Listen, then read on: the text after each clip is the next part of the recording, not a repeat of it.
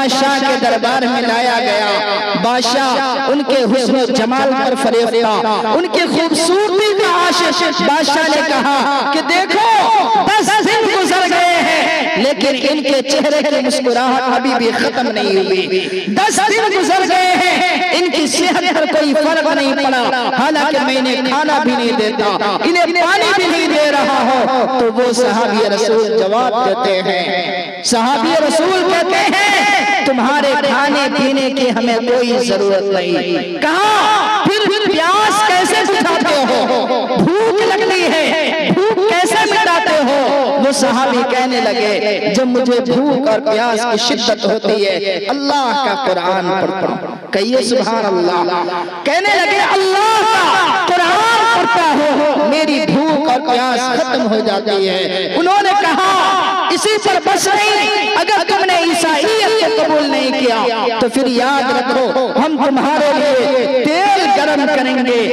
بڑے کڑاہے میں تیل گرم کیا گیا، اس صحابی رسول کو قریب کیا جا رہا ہے، پھر چھوڑا جا رہا ہے، پھر قریب کیا جا رہا ہے، پھر چھوڑا جا رہا ہے، بالآخر ان کے پیشانی پر تھوک دیا اور انہوں نے کہا کہ تم میری بات نہیں مانو گے، جاؤ میں تجھے آزاد کرتا ہوں۔ حضرت سیدنا حضرت فاروق اعظم رضی اللہ تعالیٰ عنہ بارگاہ رسالت میں آپ کی طرف تشریف فرمائے، حضرت عمر فاروق کے پاس وہ صحابی رسول آئے، آ کر کے سارا کا سارا واقعہ حضرت فاروق اعظم سے سنانے لگے۔ حضرت عمر سب سے پہلے کھڑے ہوئے اور ان کی پیشانی کا بوسہ لیے اور اس کے بعد سارے کے سارے صحابہ سے فرمایا کہ آؤ اس صحابی رسول کی پیشانی کا بوسہ لو۔ کیوں؟ انہوں نے اللہ کے قرآن کو ہر وقت پڑھا، دشمن یہاں تک کہ انہیں مارنے کی دھمکی دی لیکن پھر بھی انہوں نے قرآن کی تلاوت کو نہ چھوڑا۔ میرے بزرگوں آج ہمارے اور آپ کے ذہن کے اندر یہ بات آتی ہے قرآن بہت مشکل کتاب ہے، قرآن بہت مشکل کتاب ہے۔ ہاں قرآن مشکل ہے، قرآن مشکل ہے، مشکل اتنا ہے کہ 1400 سال سے علماء اس میں غوطہ زنی کر رہے ہیں اور اس سے موتی نکال رہے ہیں، اپنی کتابوں کی زینت بنا رہے ہیں، علماء کے سامنے بیان کر رہے ہیں، لیکن قرآن میں جنہوں نے بھی غوطہ لگایا ہر شخص کو موتی ملتا رہا، ہر شخص اپنے اپنے اعتبار سے تحقیق کرتے رہے، ریسرچ کرتے رہے، لیکن میرے بزرگوں کوئی بھی تہ تک نہیں پہنچ سکا۔ لیکن قرآن آسان کتنا، قرآن آسان کتنا ہے، ذرا غور کرے۔ اللہ تعالیٰ قرآن میں کیا کہتا ہے؟ خالق کائنات قرآن کریم کے اندر فرماتا ہے وَلَقَدْ يَسَّرْنَا الْقُرْآنَ لِلذِّكْرِ فَهَلْ مِن مُّدَّكِرٍ۔ اے لوگوں ہم نے قرآن کو آسان بنایا، کیا ہے کوئی جو نصیحت حاصل کرے، جو قرآن کو سیکھے؟ اللہ تعالیٰ یہ بیان فرماتا ہے ہم اور آپ دنیا کا جائزہ لیں، ہمارے اور آپ کی نگاہوں کے سامنے ہمیں اور آپ کو پتہ چلے گا قرآن یہ کیسے معجزے والی کتاب۔ دنیا کے اندر کوئی بھی ایسی کتاب نہیں جس کتاب کا رائٹر یہ کہے کہ میری اس کتاب کو انہوں نے سینے میں محفوظ کر لیا، پوری کتاب پوری زندگی اس کے سینے میں محفوظ ہے۔ دنیا کی کوئی کتاب ایسی نہیں۔ حضرت یوسف فقار احمد نقشبندی دامت برکاتہم نے کہا کہ میں نے ایک عیسائی لڑکی سے پوچھا کہ تم اپنے مذہب کو صحیح مذہب کہتی ہو، تم اپنی کتاب کو صحیح کتاب کہتی ہو، بتاؤ انجیل کس زبان میں آیا؟ تو انہوں نے کہا عبرانی زبان میں۔ کہا اب کس زبان میں ہے؟ کہا ہم لوگ انگریزی زبان میں پڑھتے ہیں۔ میرے بزرگوں کتاب بدل گئی، کتاب بدل گئی۔ پہلے جتنی بھی کتابیں آئی ہیں انبیاء کرام پر جتنی کتابیں نازل ہوئی ان کتابوں کے حافظ انبیاء کرام ہوا کرتے ہیں، اور یہ احسان صرف اور صرف امت محمدیہ کو حاصل ہے کہ اللہ نے جو قرآن اپنے نبی مکرم کے سینے پر نازل فرمایا اس قرآن کا حافظ گھر گھر ملا کرتا ہے۔ ایک چھوٹے سے گاؤں میں بالکل دیہات میں اس جگہ پہنچا، مجھے تو محسوس ہوا کہ یہاں پر حافظ قرآن نہیں ہوں گے، لیکن اللہ اکبر، جب اناؤنسر صاحب سے میں نے پوچھا کہ اس گاؤں میں حافظ قرآن ہے تو انہوں نے کہا ایک چھوٹا سا ادارہ، اللہ اکبر، ایک چھوٹا سا ادارہ ہے جس ادارے کی بدولت اللہ کا فضل و کرم ہے یہ چھوٹا سا گاؤں، معمولی گاؤں، لیکن ہر گھر میں 3 4 حافظ قرآن، کتنی بچیاں حافظ قرآن ہیں۔ میں ابھی 2-3 سالوں سے خوشی نگر یوپی کی طرف جاتا ہوں، ادھر حضرت مولانا مفتی سعید احمد صاحب دامت برکاتہم شیخ الحدیث، انہوں نے بتلایا کہ حضرت کیا بتلائیں، ایک چھوٹی سی بچی 13-14 سال کی عمر ہے، وہ عالمہ بن رہی ہے، اور عالمہ بننے کے بعد ان کا ذہن، ان کا حافظہ دیکھ کر میں نے ان سے کہا کہ بیٹی تم گھر جاؤ گی ایسے ہی رہ کر کے پورے علم کو بھلا دو گی، میں یہ چاہتا ہوں کہ تم قرآن کے حافظ بھی بن جاؤ۔ وہ بچے تیار ہوئے، اللہ اکبر، بچی کا ذہن کتنا تیز ہوتا ہے، اللہ اس کی قوت کو کتنا حافظہ مضبوط بناتا ہے۔ صرف 2 مہینہ 10 دن میں حافظ قرآن بنا، صرف 2 مہینہ 10 دن میں حافظ قرآن بن گئی۔ میرے بزرگوں، میں جہاں جاتا ہوں جائزہ لیتا ہوں، اللہ کا فضل و کرم ہے، یہ وہ ادارہ ہے جس ادارے کے اندر مجھے معلوم ہوا ہے کہ بہت سارے حفاظ قرآن یہاں سے تیار ہوئے اور ہر سال تیار ہوتے ہیں۔ میرے بزرگوں، یہ کوئی کم بڑی بات نہیں۔ ہم لوگ کہتے ہیں صرف طوطے کی طرح رٹ لینے سے کیا فائدہ، آؤ حکیم امت مجدد ملت مولانا اشرف علی تھانوی رحمت اللہ علیہ سے کسی نے کہا کہ حضرت حافظ تو جاہل ہوتا ہے، حضرت نے فرمایا کہ تمہیں کچھ بھی پتہ نہیں ہے، سینکڑوں عوام الناس کو جمع کرو اور اس کے بعد ان سے پوچھو کسی کو قرآن کی ایک آیت صحیح طریقے سے پڑھنا آ رہا ہو تو ذرا بتلاؤ۔ آج ہم اور آپ جائزہ لے لیں، جنہوں نے اگر مدرسے کا رخ نہیں کیا، مکتب کا رخ نہیں کیا، ہمارے عوام الناس میں سے کتنے ایسے ہیں جو قرآن کی ایک آیت صحیح طریقے سے پڑھ سکتے ہیں؟ کوئی؟ مدرسہ یہ وہ کارخانہ ہے، مدرسہ یہ وہ قلعہ ہے جس جگہ پر استاذ بیٹھتے ہیں اور اس کے بعد بچے پر اپنی ساری محنتیں صرف کرتے ہیں۔ ذرا ان استاذ کا جائزہ لیں، استاذ کتنی محنت سے پڑھاتے ہیں، ذات کس طریقے سے نکلواتے ہیں، بچے کو پڑھانے میں کتنی تکلیفیں برداشت کرنی پڑتی ہے۔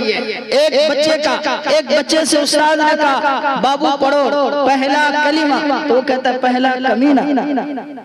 آپ نے بھی شاید دیکھا ہو بچے اپنی زبان سے کیا کیا الفاظ نکالتے ہیں، لیکن یہ استاذ کا ظرف ہے جو بڑی محنت کے ساتھ، آج ہم محنت کرتے ہیں اپنے دکانوں میں، آج ہم محنت کرتے ہیں اپنے کاروبار میں، آج ہم محنت کرتے ہیں اپنا گھر بنانے میں، آج ہم محنت کرتے ہیں عالی شان عمارتوں میں، آج ہم محنت کرتے ہیں اپنے کاموں میں، لیکن کیا ہم نے غور کیا کہ ان مدارس کے اندر رہنے والے اساتذہ کرام کتنی محنتوں کے ساتھ، کتنی جانفشانی کے ساتھ، کتنی قربانیوں کے ساتھ بچوں کو حافظ قرآن بناتے ہیں۔ میرے بزرگوں، ایک آیت کو صحیح کرنے میں کتنا وقت لگتا ہے، ان قاری قرآن سے پوچھئے، ان عالم دین سے پوچھئے کہ ایک آیت کو صحیح کرنے میں کتنا وقت لگتا ہے، لیکن میرے بزرگوں آج ہم اور آپ اگر اس کی طرف سے اپنی نگاہ کو ہٹائیں گے تو ہم سے زیادہ مجرم کوئی اور نہ ہوگا۔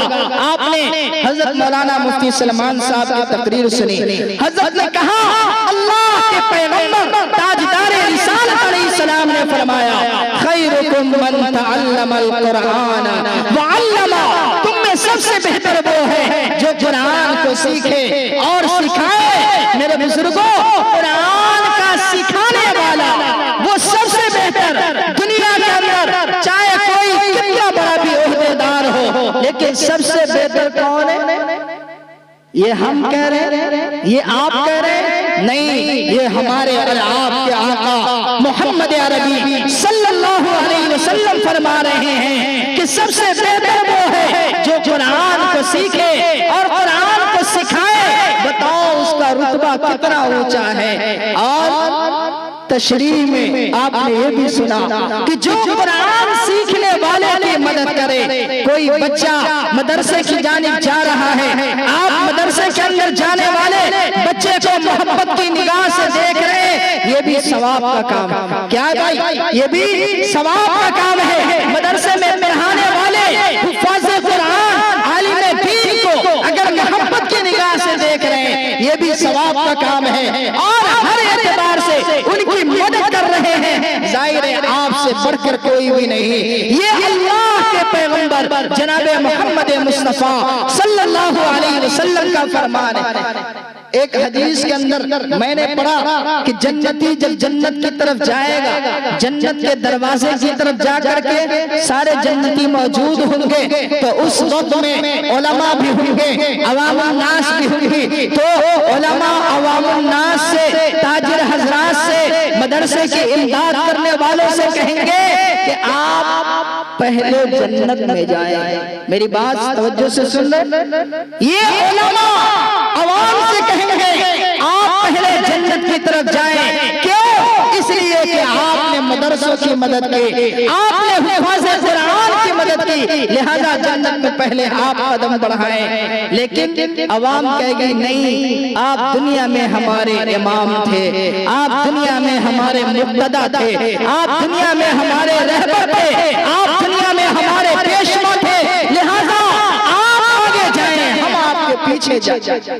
میرے بزرگوں کیا مقام و مرتبہ ہے, کیا مقام و مرتبہ ہے, ذرا غور کریں. آج اس جگہ پر ہمارے اور آپ کے سامنے بات آئی کہ ہم اور آپ مدرسے کے پنڈال میں موجود ہیں, مدرسے کے صحن میں موجود ہیں, تاکہ ہم اور آپ اپنے ان چھوٹے چھوٹے معصوم بچوں کے کچھ تلفظ کو سنیں. ہمارے بچے نے کیا پڑھا ہے مدرسے کے اندر, ہم ان بچوں سے قرآن بھی سیکھ رہے ہیں, ان کے معروضات بھی سن رہے ہیں کہ وہ اپنے ماں ضمیر کو کیسے ادا کر رہے ہیں. دو بول بولنے کے لیے, سیکھنے کے لیے اس مدرسے کے اندر یہ بچے آئے ہیں. میرے بزرگوں, ہمیں اور آپ کو چاہیے کہ جس قدر ہو سکے, جہاں ہو سکے, ہم مدرسے کو قربان چڑھانے کی کوشش کریں. ظاہر ہے مدرسے کے اندر محنت کرنا حضرت قاری صاحب کا کام ہے, لیکن ان کے قدم کو مضبوط بنانا یہ ہم سبوں کی ذمہ داری ہے کہ نہیں بھائی؟ ذمہ داری ہے یا نہیں؟ آج ہمارا آپ کے ذہن میں جو دوسرے لوگ فتنہ ڈالتے ہیں, آج ہم اور آپ اسی فتنے کی آزمائش میں, اسی فتنے کے اندر مبتلا ہو کر ہم لوگ بھی اپنی زبان سے حفاظ قرآن, علماء دین کے بارے میں کچھ سے کچھ کہنے لگتے ہیں. میرے بزرگوں, ابھی ہمیں اور آپ کو سمجھ میں نہیں آتا 10 روپے, 50 روپے, 500 روپے, 5000 روپے سے ہم نے مدد کیا ہے, لیکن ابھی ہمیں اور آپ کو سمجھ میں نہیں آتا. یاد کیجئے جب ہمارے اور آپ کی آنکھ بند ہوں گی, دنیا کی عمارت جس کو ہم نے آپ نے بنایا ہے وہ عمارت یوں ہی کھڑی رہے گی, لیکن ہم میں سے جس آدمی نے یہ چالاکی کی ہوگی کہ اپنی آنکھوں کے سامنے, اپنی نگاہوں کے سامنے مدرسے کے اندر ایک کمرہ بنایا, کیوں؟ تاکہ ہم دنیا سے چلے جائیں, نامہ اعمال میں ثواب کا آنا جانا بند ہو جائے. تو اس وقت میں ایک کمرہ جو ہم نے مدرسے کے نام بنایا ہے, اس مدرسے کے اندر جو کمرہ ہے, اس کمرے میں جب تک بچے اللہ کے قرآن کو یاد کرتے رہیں گے, اس کا ثواب ہمارے نامہ اعمال میں پہنچتا رہے گا. ایک جگہ مسجد کی بات چل رہی تھی, تو مسجد سے متعلق جب بات آئی تو اس میں ایک خاتون کی طرف سے ایک لیٹر مختصر سا لکھا ہوا آیا.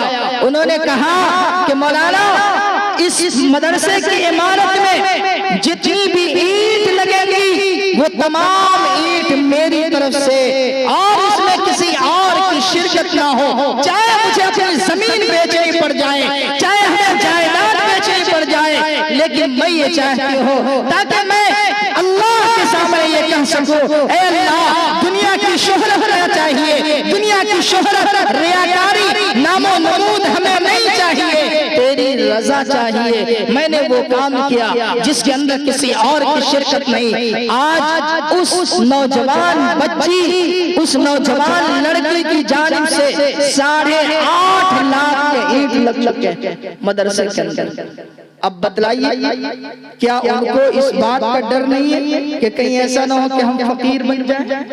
میرے بزرگوں، ہم اور آپ اگر خرچ کرتے ہیں، ہمارے ذہن کے اندر شیطان یہ وسوسہ ڈالتا ہے کہ اگر تم خرچ کرو گے تو کہیں تم فقیر نہ بن جاؤ۔ میرے بزرگوں، ہم میں سے کوئی جب ہاسپٹل کے اندر جاتا ہے کتنے لاکھ روپے خرچ ہو جاتے ہیں، اگر اللہ کے راستے میں ہم خرچ کرنے کا جذبہ پیدا کریں گے، اللہ کی طرف سے مدد آئے گی، اللہ کی طرف سے مدد آئے گی۔ ہم اور آپ کو ابھی سمجھ میں نہ آئے، لیکن جب آنکھ بند ہوں گی پھر ہمیں اور آپ کو محسوس ہوگا کہ اللہ تو نے کتنا بڑا کام کیا کہ تو نے جنت کے اندر ہمیں گھر عطا فرمایا۔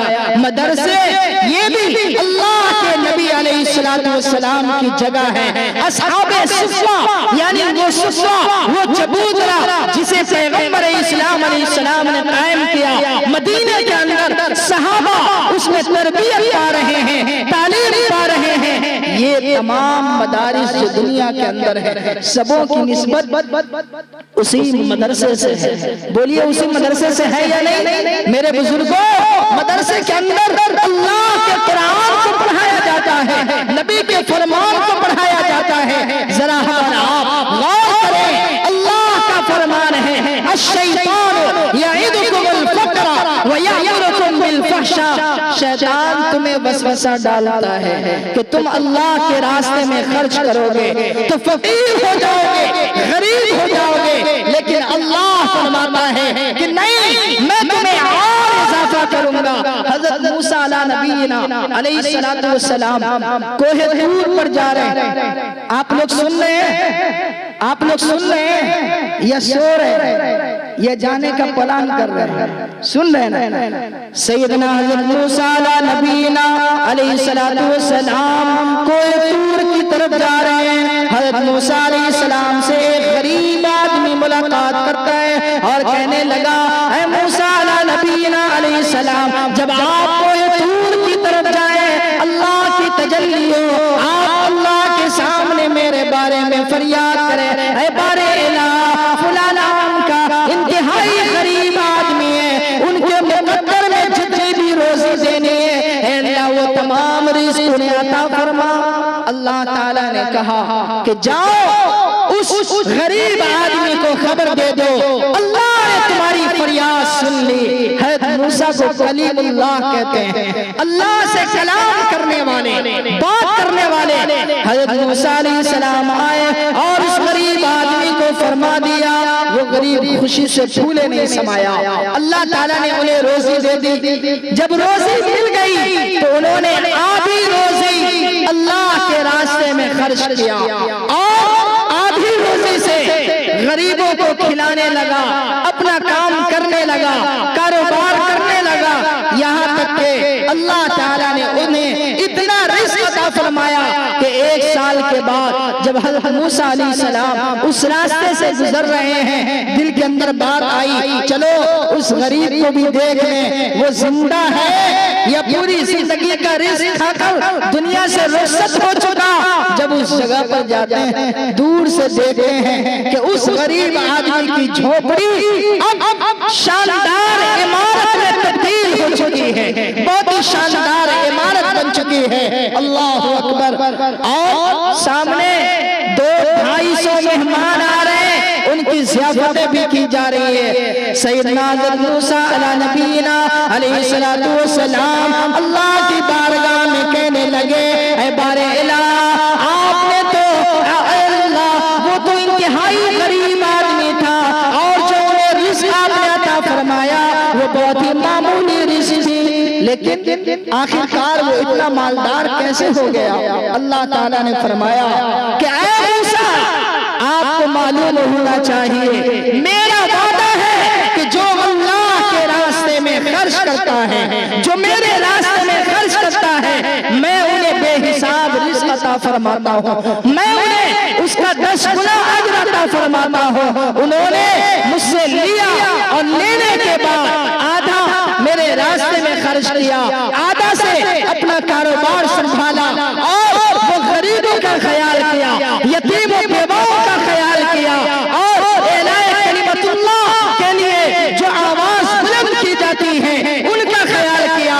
تو میں ان کے رزق میں کمی نہیں کر سکتا، میرا جو وعدہ ہے میں انہیں بے حساب رزق دیا۔ آج ان کی یہ شاندار عمارت بھی موجود ہے، اور بہت سارے مہمان ان کے پاس پہنچتے ہیں، قسم قسم کے کھانے ان کے پاس موجود ہوتے ہیں۔ میرے بزرگوں ذرا غور کرو، یہ اللہ کا وعدہ ہے۔ حضرت موسیٰ علیہ نبینا علیہ السلام کے اس واقعے سے ہمیں اور آپ کو عبرت حاصل کرنی چاہیے کہ آخر وہ لوگ کیسے تھے جب اللہ کے راستے کی بات آ رہی ہے تو پھر وہ تمام چیزوں کو قربان کرنے کو تیار۔ اور اللہ کے پیغمبر کا فرمان ہے، من خرج فی طلب العلم فهو فی سبیل اللہ حتی یرجع، کہ جو بچہ اپنے گھر سے نکلتا ہے علم کی تلاش کرنے کے لیے، علم حاصل کرنے کے لیے، فرمایا وہ اللہ کے راستے میں ہوتا ہے یہاں تک کہ وہ لوٹ کر کے اپنے گھر آ جائے۔ ذرا غور کرو،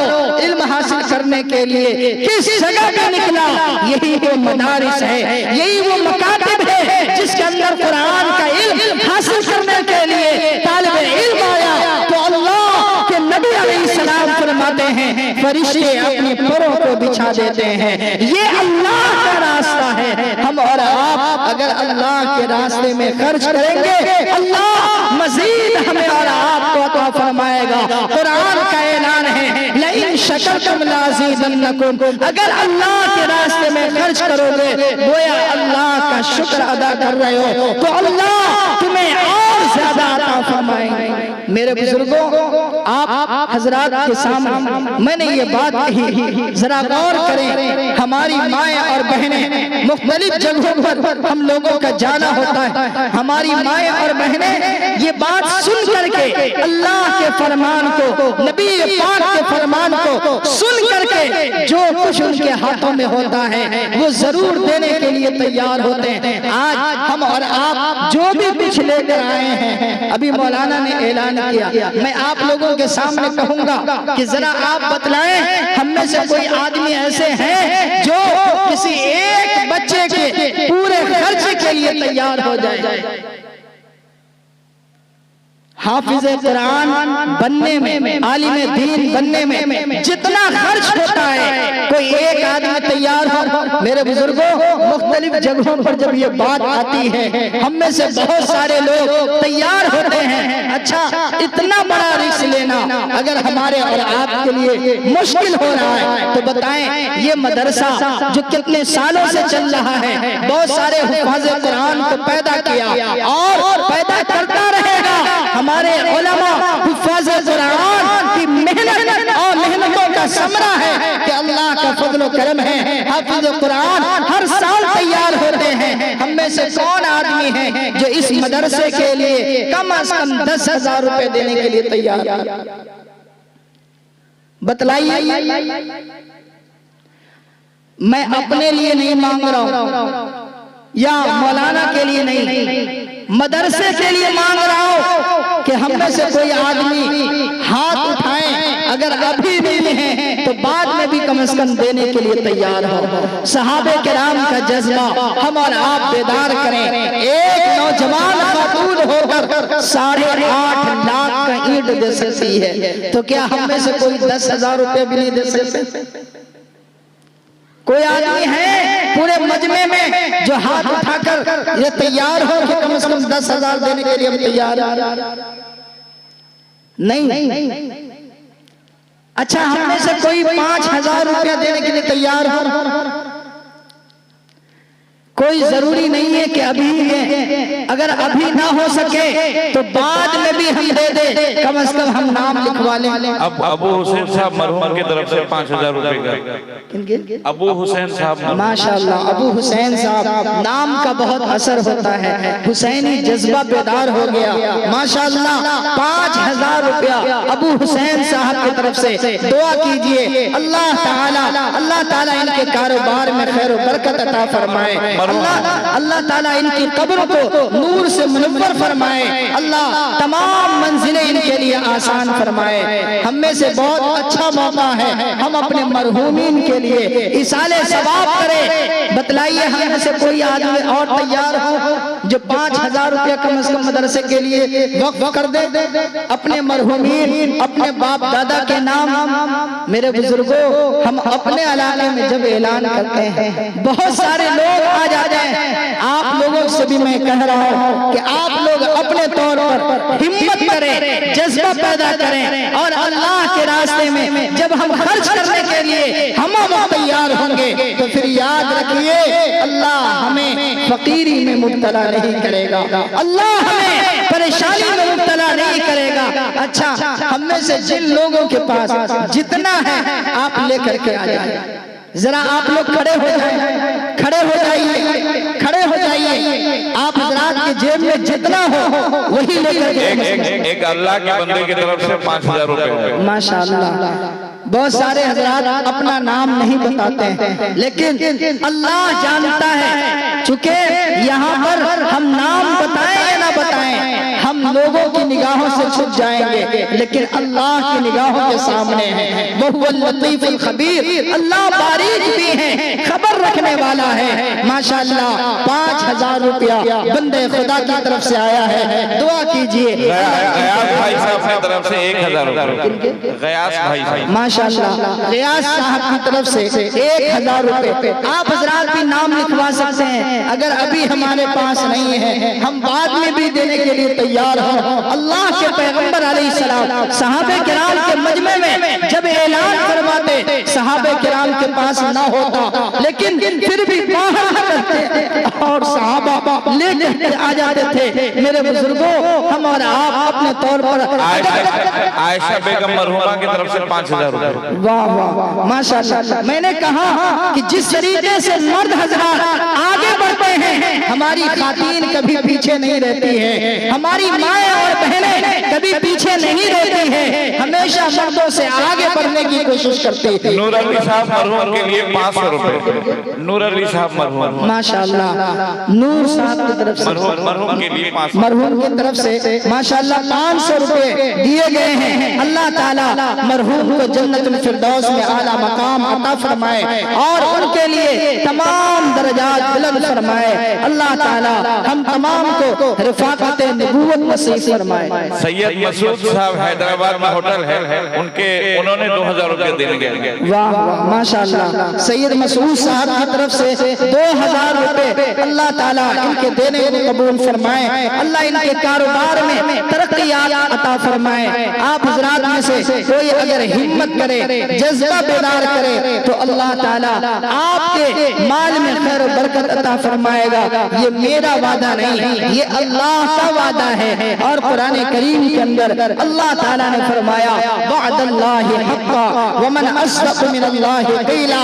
دنیا کے بڑے بڑے لوگوں کے وعدے سب ردی کے ٹوکرے میں چلے جاتے ہیں، لیکن اللہ کا وعدہ بالکل سچا ہوتا ہے، اور اللہ نے فرمایا ومن احسن قولا، کہ اللہ سے زیادہ سچی بات کس کی ہو سکتی ہے۔ میرے بزرگوں،